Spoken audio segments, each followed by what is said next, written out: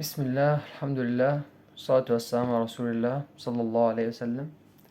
Today, we're gonna talk about some of the Sahaba is different. He not like other Sahaba. He entered Islam in late days. He didn't enter in the early days of Islam. He entered it late. Why? Maybe because he was kid, maybe because he was not interesting in Islam, maybe something like this. But this small kid, he found something, or he see something, he was saw something, make him think again about Islam. What happened? After battle of Badr, when the Muslims won against disbelievers,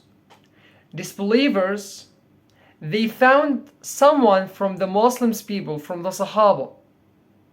So they captured him and they want to take revenge for Quraysh loses in the battle of the Badr from him. So they capture him and bring him in Mecca, and they invite all the people to go out scared of Mecca to, at the invitation of the Quraysh, to witness the killing of Khubayb ibn Uday. That's from Sahaba. That's the name of the Sahabi who was captured him. Sa'id ibn Amir, that's we are talking about him today. Sa'id ibn Amir, at this time he was a kid, and he was watching the children and women pushed him to the place set for his death. He was watching him when Khubayb asked them and said, if you would leave me to pray 2 rak'ah before my death. And Quraysh allowed this. And he did his 2 rak'ah, and then he faced them. And he started saying for them that what? He say, first of all, dua against them. And he say, by God, if you thought that I asked to pray out of the fear of death, I would think the prayer not worth the trouble. At this time, the leader of disbelievers, the leader of Mushrikeen, his name is Abu Sufyan. At this time, he didn't join to Islam. He will join Islam after this. He started cutting his body and tell him,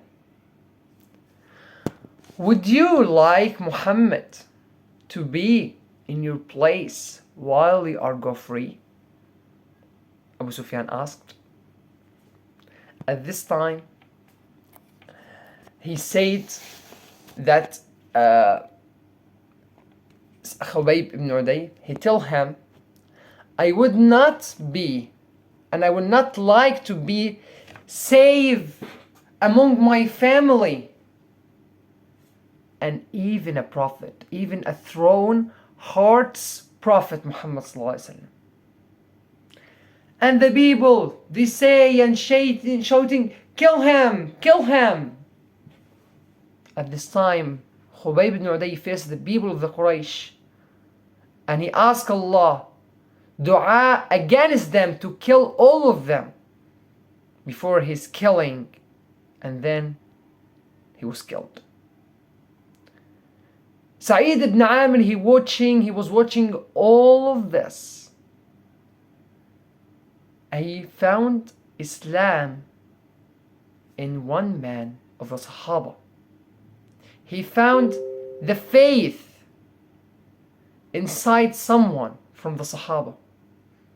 He found good morals from this Khubayb ibn Uday. Maybe we'll talk about his story in advance, not nowadays, in details. Khubayb ibn Uday.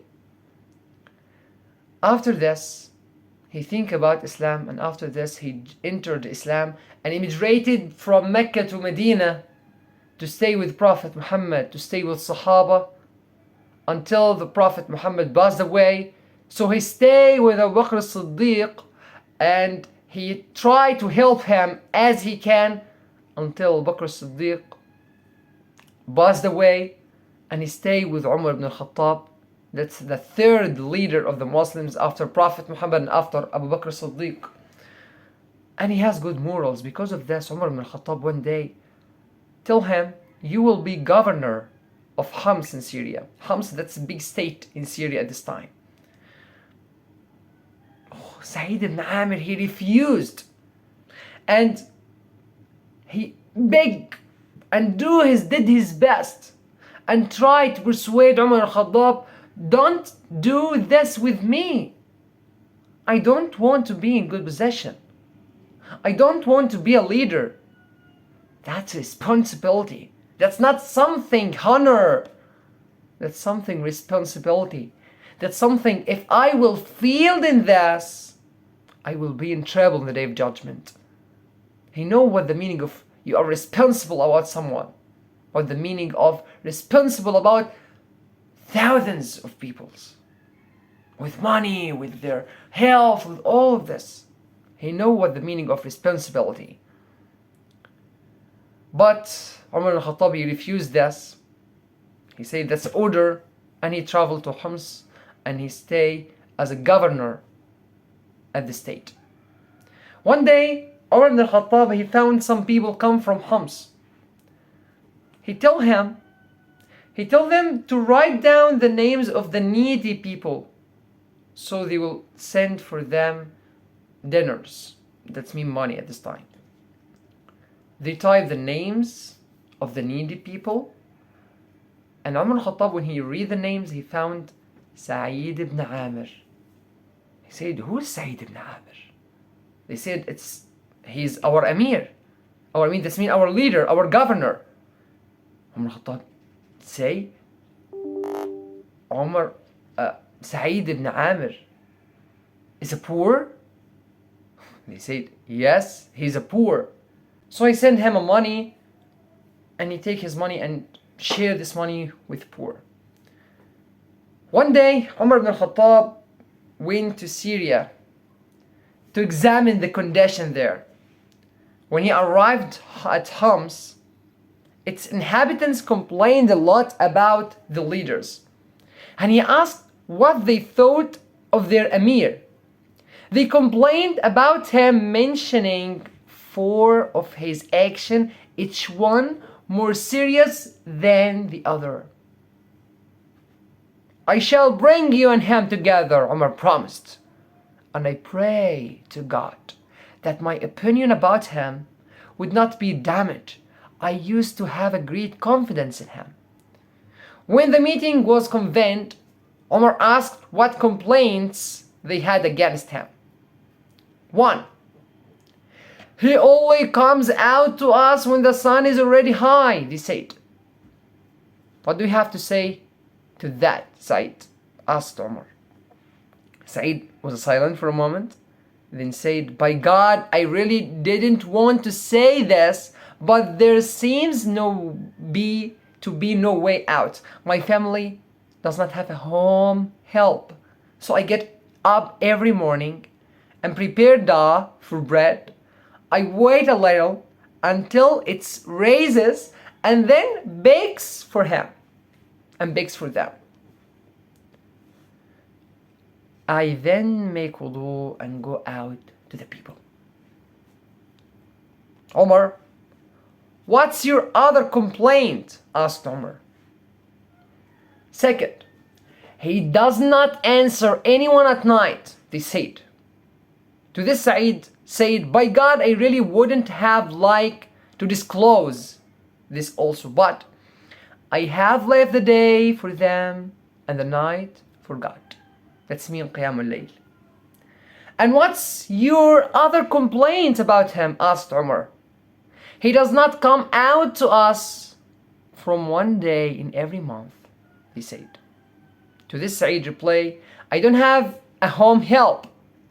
Oh, Amir al-Mu'mineen, and I don't have any clothes except what's on me.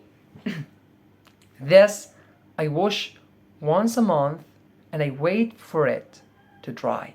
Then I go out in the later part of the day. Any other complaint about him? Asked Umar. From time to time, he blacks out in the meeting. You said. To this Said replied, I witnessed the killing of Khubayb ibn Uday when I was a mushrik. I saw the Quraysh cutting him and saying, would you like Muhammad to be in your place? And Khubayb, I would not wish to be safe and secure among my family while the throne hurts Muhammad. By God, whenever I remember that day and how I failed to come to his aid, I only think that God will not forgive me, and I black out. At this time, Umar al-Khattab say, Allahu Akbar. My impression of him has not been tainted. He later sent 1,000 dinars to Sa'id to help him out. When his wife saw the amount, she said, Allahu Akbar, who has enriched us out of your service. Buy some provisions for us and get us a home help. Is there any way of spending it better? Asked Sa'id. Let us spend it on whoever comes to us, and we would get something better for it.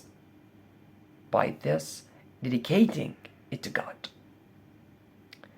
That will be better. She agreed, his wife. And he put the dinars into small bags and said to a member of his family, take this to the window of so and so and the orphans of that person, to the needy in that family, to the indigents of the family of that person. Because some people, they are, after fighting with Roman Empire, after fighting with Persian Empire, they capture Muslims and they put them in their jail. So their children, they are needy. Sa'id ibn Amir Al-Jumahi was indeed one of those who deny themselves even when they are afflicted with severe poverty. He knows what the meaning of responsible about something.